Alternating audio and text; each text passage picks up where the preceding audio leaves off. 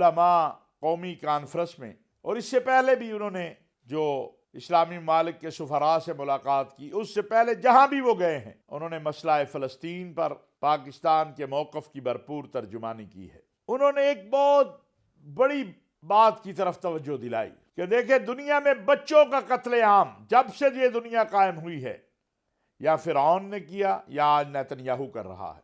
اور نیتن یاہو کا دعویٰ یہ ہے، یہودیوں کا دعویٰ یہ ہے کہ ہم حضرت موسیٰ کے ماننے والے ہیں۔ فرعون نے تو حضرت موسیٰ اس دنیا میں نہ آ جائیں اس لیے بچوں کا قتل عام کیا تھا۔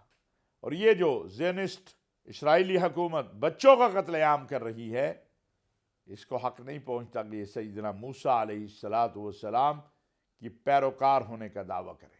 ہمارا تو وہی مطالبہ ہے جو OIC میں وزیر اعظم جناب انوار اللہ کاکڑ نے کیا، جو اقوام متحدہ میں پاکستان کر رہا ہے اور بار بار کر رہا ہے کہ اسرائیل کے خلاف اقوام متحدہ کے تحت ٹریبیونل قائم کیا جائے تاکہ ان مجرمین کو سزا ہو۔ ناظرین، جس وقت یہ کانفرنس ہو رہی تھی اسی وقت GHQ راولپنڈی میں بھی کور کمانڈرز کانفرنس ہو رہی تھی، جس میں ایک بار پھر مظلوم فلسطینی عوام سے اظہار یکجہتی کیا گیا اور فوری طور پہ جنگ بندی اور فلسطینیوں کی مدد کے لیے تمام راستے کھولنے کا مطالبہ کیا گیا۔ الحمدللہ ہمیں فخر ہے کہ پاکستان کی قوم اور پاکستان کی فوج، پاکستان کی حکومت سب اہل فلسطین کے ساتھ کھڑے ہیں۔